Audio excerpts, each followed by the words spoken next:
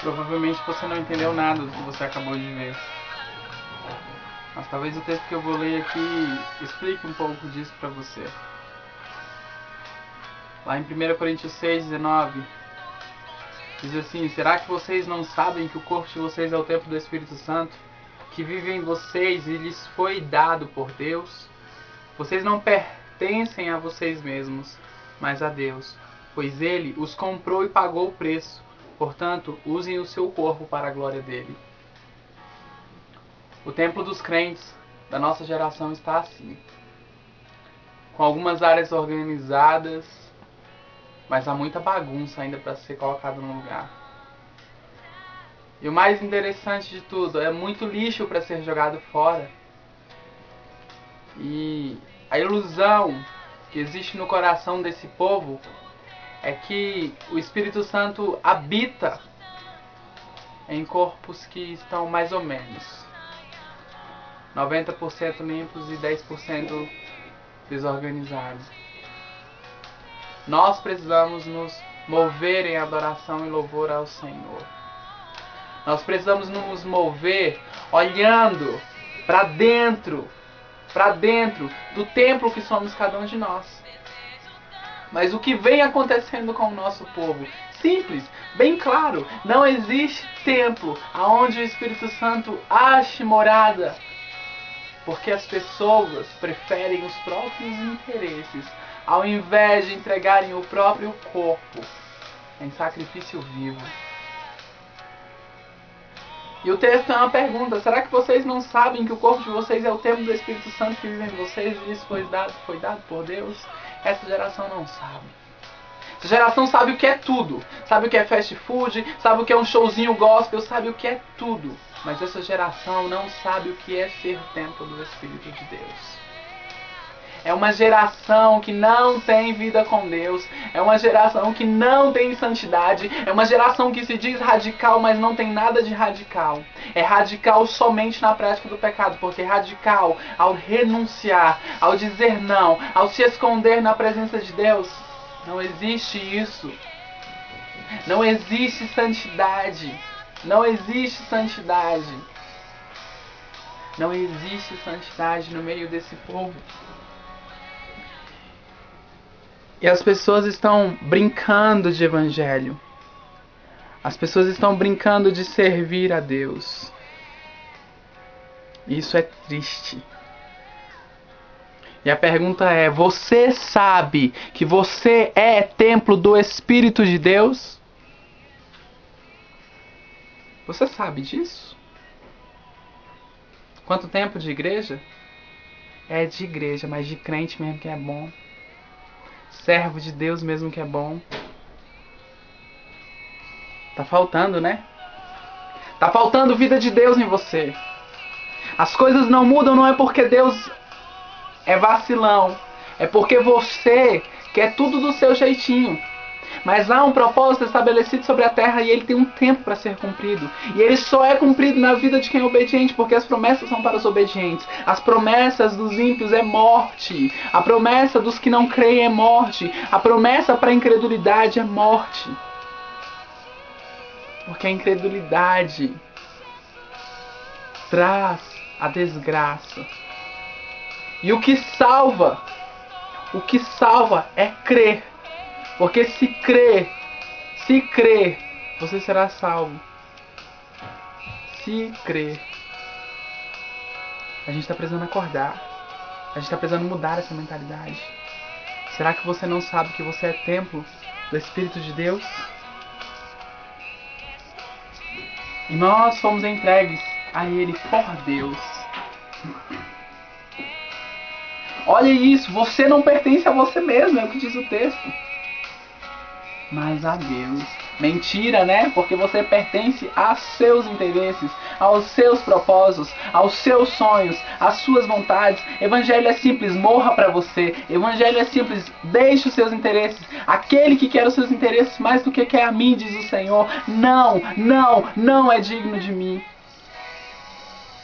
E aí essa geração precisa acordar e levantar a cabeça e olhar que existe um Deus que procura pessoas que abandonem as suas próprias vontades para poderem olhar para dentro, para dentro, para dentro do coração de Deus e descobrir uma verdade. E descobrir uma verdade, uma única verdade. O Senhor veio em carne, morreu na cruz para que vocês fossem salvos. Salvos de quê? Salvos desse mundo. Salvos de pensar que as coisas daqui são tudo nessa vida. Salvos de pensar que as coisas dessa vida é que são importantes, que as coisas dessa vida é que são o patamar de altura que tem que ter na sua vida. As coisas dessa vida não são tão importantes quanto a vida eterna, porque isso aqui passa. 120 anos no máximo foi o que Deus estabeleceu. 120 anos no máximo foi o que Deus colocou como privilégio, como questão primordial. E você, sendo o templo do Espírito Santo, ou melhor, devia ser, não quer ser, não acha que tem que ser. Você só olha para você mesmo. Eu só olho para mim mesmo. Nós olhamos para as nossas vontades quando o Evangelho está clamando por pessoas que desistam de ser, para que Deus brilhe.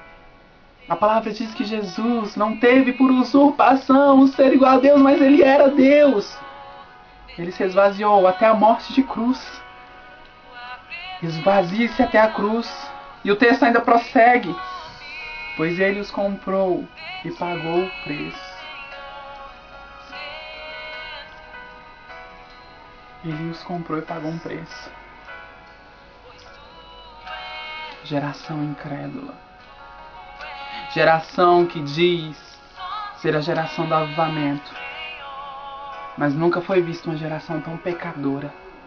Nunca se viu, nem em Sodoma e Gomorra havia tanto pecado quanto a nossa geração está vivendo. O que está acontecendo, Igreja do Senhor? Que só se preocupa em ter coisas. A sua pregação é bem simples. Vem para Jesus e Ele vai te dar um carro. Não vai. Não vai.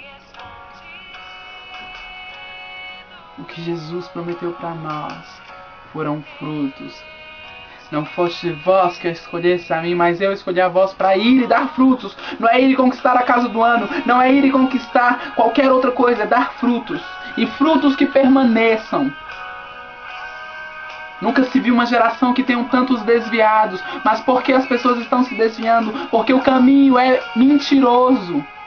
Que porta larga é essa que nós andamos achando que estamos indo no caminho estreito? Mas que caminho estreito sem medidas?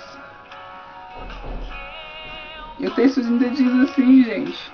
Portanto, usem o corpo para a glória dele. Os menininhos querem ficar fortinhos. As menininhas usam roupas para se mostrar. E nós que somos servos de Deus só julgamos. Só julgamos. Ao invés de dizer, ei, você pode ser templo do Espírito Santo. É uma escolha. A geração de hoje precisa voltar a querer. Querer mais de Deus. Se correr e se esconder de novo debaixo das asas desse cara. E Deus está esperando. Ele está esperando que essa geração se levante. Está escrito que Deus está cansado das nossas conversas mentirosas. Até quando, igreja? Nós seremos espancados não por um testemunho, mas pela falta dele. Pastores vestidos de lobo e que mancham a igreja. Pare de se esconder atrás dessa máscara. Jesus não prometeu para nós que seria fácil. E não é fácil.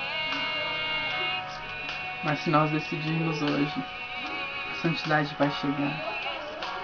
A restauração também vai chegar.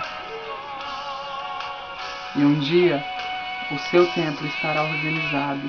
Nada vai estar fora do lugar. Nada vai estar fora do lugar. Aí tudo isso um dia vai passar e nós estaremos reunidos com Ele para a eternidade. Mas só entra lá quem abandonar tudo, quem deixar tudo para trás. O convite hoje é o mesmo convite que está em Mateus, no capítulo 10. E eu quero fazer esse convite para você, relembrar as palavras de Jesus. E assim, os piores inimigos de uma pessoa serão seus próprios parentes. Quem ama o seu pai ou a sua mãe mais do que ama a mim não merece ser meu seguidor. Quem ama o seu filho ou a sua filha mais do que ama a mim não merece ser meu seguidor. Não serve para ser meu seguidor quem não estiver pronto para morrer como eu vou morrer e me acompanhar. Quem procura os seus próprios interesses nunca terá a vida eterna, mas quem esquece a si mesmo porque é meu seguidor terá a vida eterna. Eu encerro dizendo isso. Se você carrega o jugo suave de Jesus e o fardo leve dele, então aprenda a ser um templo santificado. Santifique-se, porque sem santificar-se ninguém vai ver Deus. Deixa a namoradinha que vai todo dia pra sua casa transar com você. Deixa o namoradinho que só quer estar com você porque ele quer o seu corpo. Deixa as mentiras de lado. Deixa a pornografia de lado. O cigarrinho que você fuma quando ninguém tá te vendo, deixa de lado. Às vezes dá um golinho na bebida alcoólica, deixa isso de lado. Seja um testemunho vivo. Seja um testemunho vivo. Um testemunho vivo fala por si só.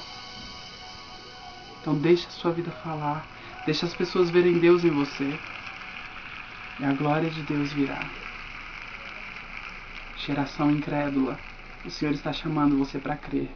Levante-se, observe, porque a glória de Deus vem sobre ti. Nova geração.